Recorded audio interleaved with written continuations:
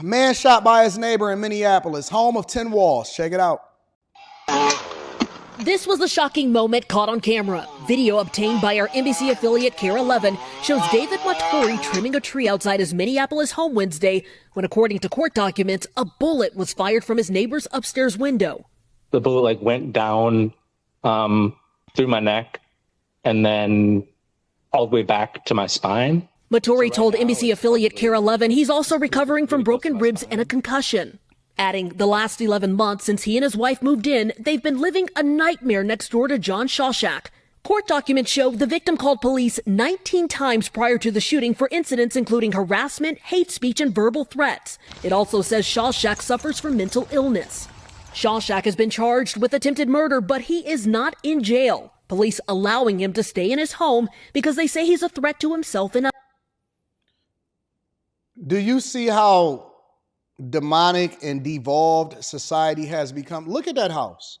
That is the house of horrors.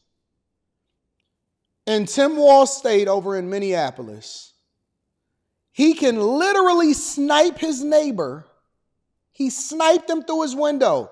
He's living in this place right here. Not in jail. Police allowing him to stay in his home. He's living in this place right here. He sniped his neighbor through his window. He's being charged with attempted murder, and he's able to stay at his home and chill while he's awaiting trial.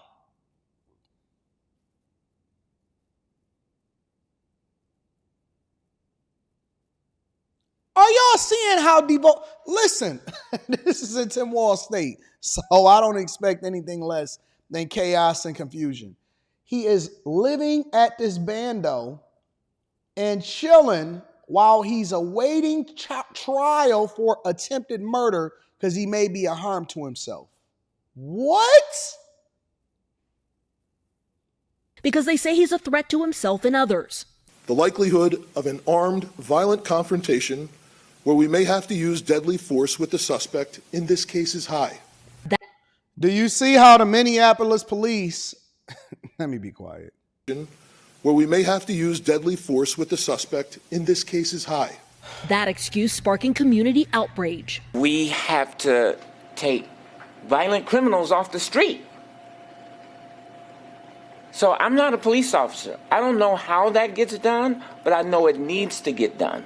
Police say Shawshak rarely leaves his home, and the department has not set an arrest date. We are not going to bust the door down, guns blazing, and get into a deadly force situation, but we will ensure the community will be safe. Matori says he feels the Minneapolis Police Department failed to protect his family by not arresting his neighbor when they needed them most.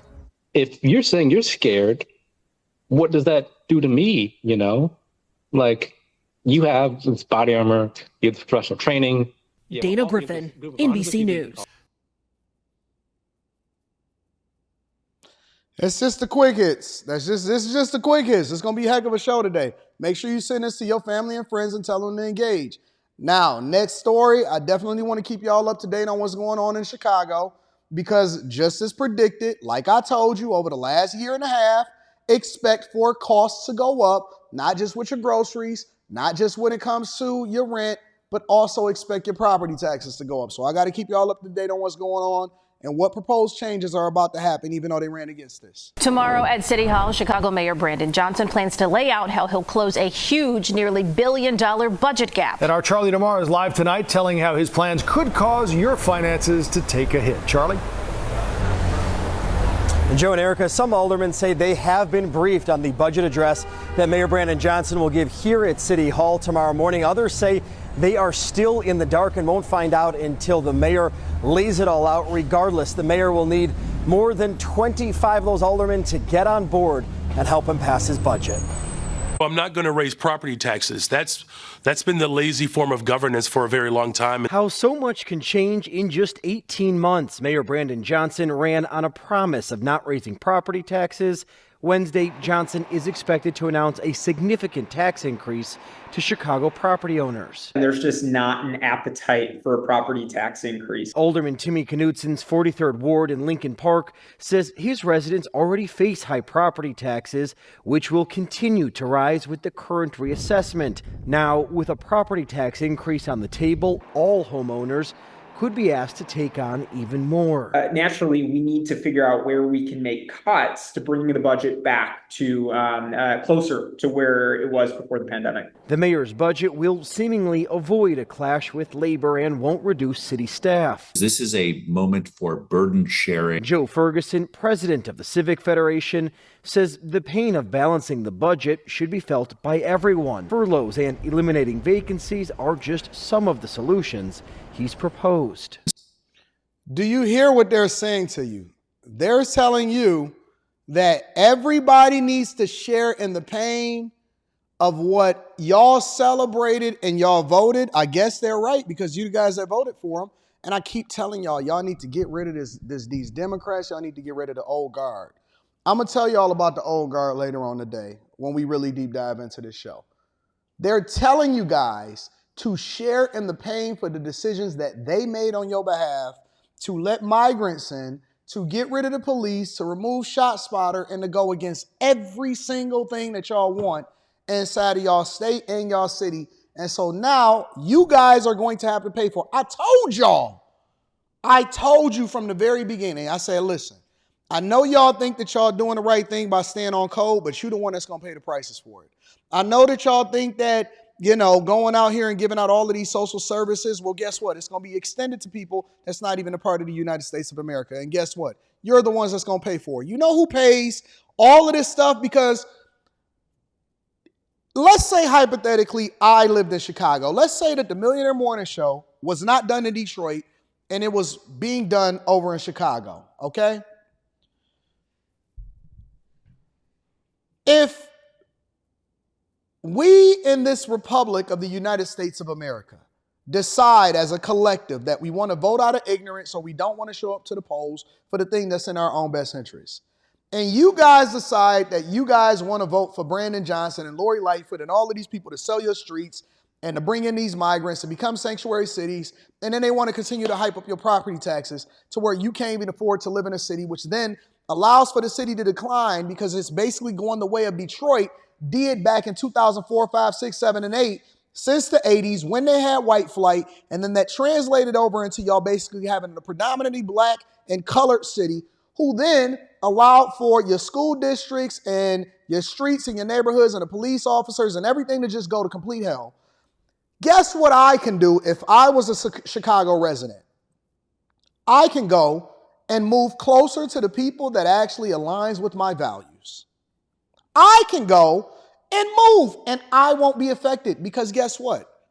I'm just going to sit and wait as an investor for all of y'all to lose your homes, get kicked out of your homes, for the values and the property values to continue to go down. That way I can come in and capitalize off of your pain and then re-gentrify it and make a whole bunch of money as a result of it, while at the same time ensuring that my family, we don't suffer ever, ever, ever. The people that are at the top, we try to convince you to do the best thing in your best interest because we just care for you, but you are the ones that's suffering as a result of your own demise and your own bad decisions and your own uninformed decisions, your own opportunities that you then let go forth, and you want to be on code and you don't want to vote and participate because you don't think that you're going to be affected. Well, guess what? Now your property taxes is going to be 100% higher than they was 2 years ago prior to this man getting in office. And they was already high from incompetent leadership before.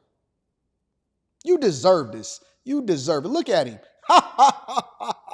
Look at him. Jesus Christ. Last but not least, a teen was killed. The brother and the mother was injured in the triple shooting over in New York. Check it out. So dumb. This is so dumb. Domestic situation that turned deadly. And tonight, the man police say did it is now in custody. 40-year-old Fernando Jimenez now accused of shooting a woman and 2 kids. One teenager is now dead, the second teen in critical condition. The gun insanity sparked shelter-in-place orders in Westchester County and shut down schools in the Putnam Valley as cops tried to find Mr. Jimenez. Now the investigation into how this happened and why. Marcus Solis is live in the town of Somers. Marcus? Well, Shanae and Bill, the New York State Police Crime Scene Unit continues to process this scene. They have been going at it all afternoon, but an even bigger police presence in that manhunt that took place through the night and ended with the suspect's capture 7 miles away. The manhunt ended around 11 this morning. The suspect in custody with bites from a police dog to his arm and leg. Fernando Jimenez, wanted for a triple shooting that left a teenager dead, was found hiding in a realtor's office.